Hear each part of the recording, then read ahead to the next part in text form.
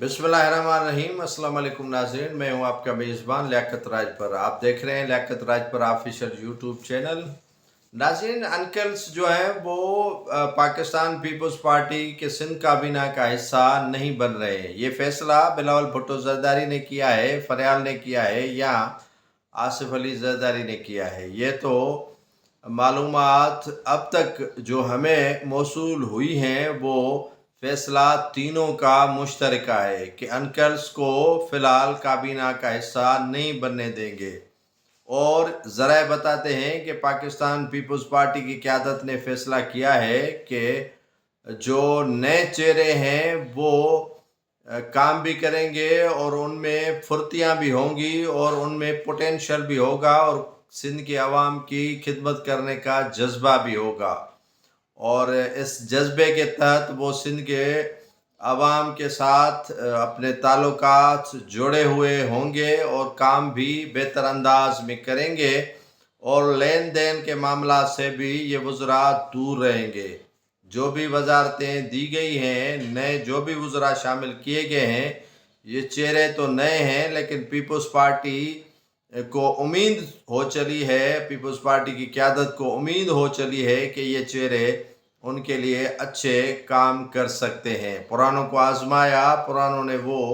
काम करके नहीं दिखाए जो उन्हें करने चाहिए थे। अब नए चेहरे इसीलिए लाए जा रहे हैं ताकि वो सिंध में डिलीवर कर सके। चौथी बार पीपल्स पार्टी को हुकूमत मिली है तो इस मर्तबा उन्हें काफ़ी मुश्किलात का सामना भी है और टफ टाइम भी देना शुरू हो गया है। सिंध में अफसरशाही भी घुटने टेक कर बैठी हुई है और वज़रा भी परेशान है और कप्तान भी अपनी जगह पर परेशान है। लेकिन पीपल्स पार्टी की क़यादत ने फैसला किया है कि इस मर्तबा जितने भी अंकल्स हैं बिलावल भुट्टो के, उनको काबीना से दूर रखा जाए। लेकिन अंकल्स भी चाह रहे हैं कि वो इस मर्तबा भी काबीना का हिस्सा बने और वो अपने बड़े भाई आसिफ अली ज़रदारी तक रसाई कर चुके हैं और वो किसी न किसी तरह सिंध काबीना का हिस्सा ज़रूर बनने में कामयाब हो जाएंगे। जितनी भी कोशिशें की जाएं अंकल्स को रोकने की, लेकिन पीपल्स पार्टी की नौजवान क़यादत उन्हें रोकने में मुकम्मल तौर पर नाकाम दिखाई दे रही है और दिखाई देती हुई नज़र आ रही है। 24 अप्रैल को या 24 अप्रैल के बाद नई काबीना की दोबारा जो है वो तीसरा मरहला शुरू किया जाएगा और इसमें एडवाइज़र्स, स्पेशल असिस्टेंट और वज़रा शामिल किए जाएंगे। अब देखते हैं कि वो अंकल्स इस काबीना का हिस्सा बन पा रहे हैं या उन्हें इस मर्तबा भी दूर किया जा रहा है। लेकिन उन्होंने कोशिशें अपनी भरपूर कर ली हैं कि वो पाकिस्तान पीपल्स पार्टी की तीसरी मरहले की काबीना का हिस्सा ज़रूर बने। नाज़रीन, ये तो थी सिंध में काबीना का हिस्सा बनने या न बनने या कौन से मुदाखलत या जो भी मामला थे वो अपनी जगह। लेकिन सिंध में जो गंदम के लिए सरकारी बारदाना है वो नहीं मिल रहा। काफ़ी आबादगार परेशान हैं और बड़े बड़े जो काश्तकार हैं, आबादगार हैं, वो मुंह पीट रहे हैं कि इस मर्तबा उन्हें यहाँ गंदम की जो सरकारी गोदामों तक रसाई है उनके लिए बारदाना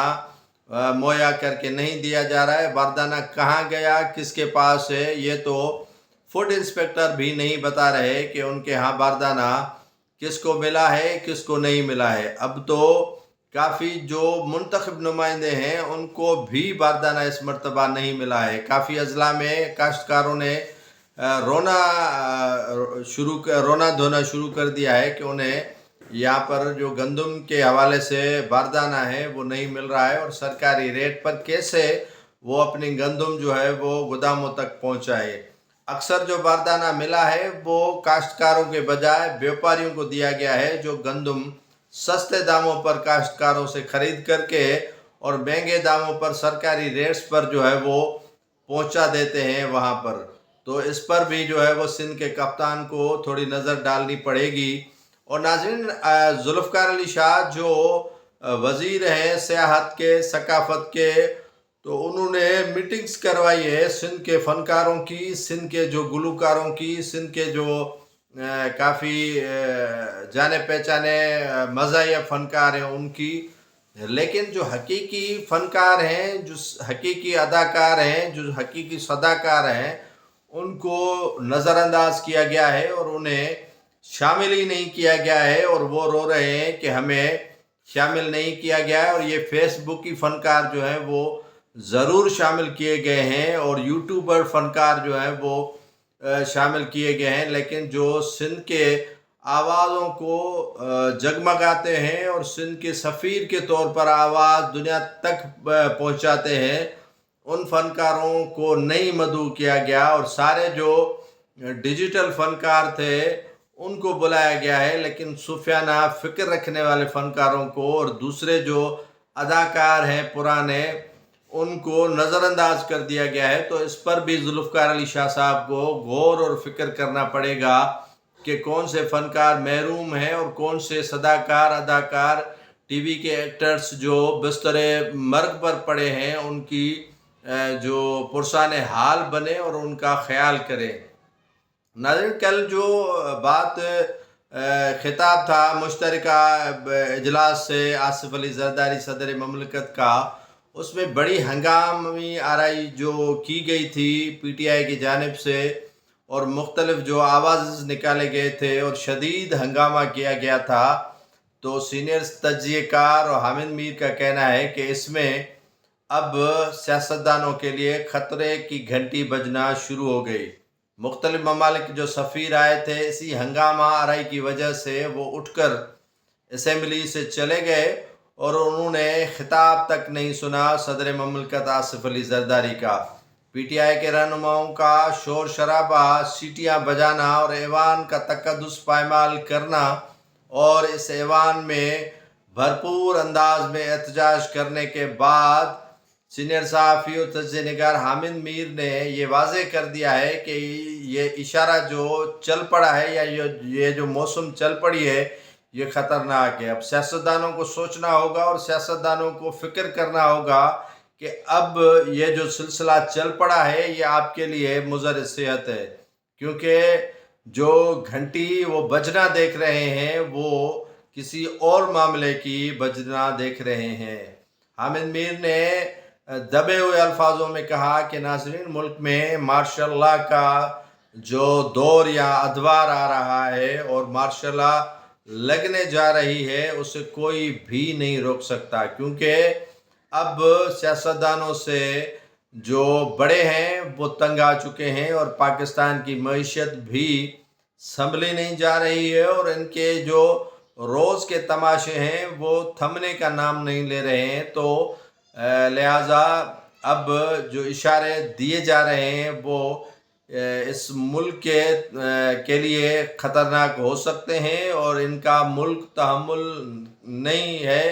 اور ملک کے لیے یہ تمام جو صورتحال ہے وہ گمبھیر سے گمبھیر تک ہوتی جا رہی ہے۔ کل جو آصف علی زرداری کا خطاب تھا اس میں آپ نے دیکھا، اور دوسری جانب پی ٹی آئی کے جو بانی ہیں انہوں نے بھی نئے شوشے چھوڑنا شروع کر دیے ہیں اور پیغامات بھی انہوں نے دیے ہیں، لیکن حکومت چاہ رہی ہے کہ کسی طرح بھی عمران خان کو این آر او نہیں دیا جائے گا اور انہیں رہائی نہیں دی جائے گی، اور وہاں اڈیالہ جیل میں حملے کے پیش نظر بھی سیکورٹی سخت کر دی گئی ہے، اور پی ٹی آئی کے اندر بھی جو ہے وہ اختلافات کی خبریں ناظرین آ رہی ہیں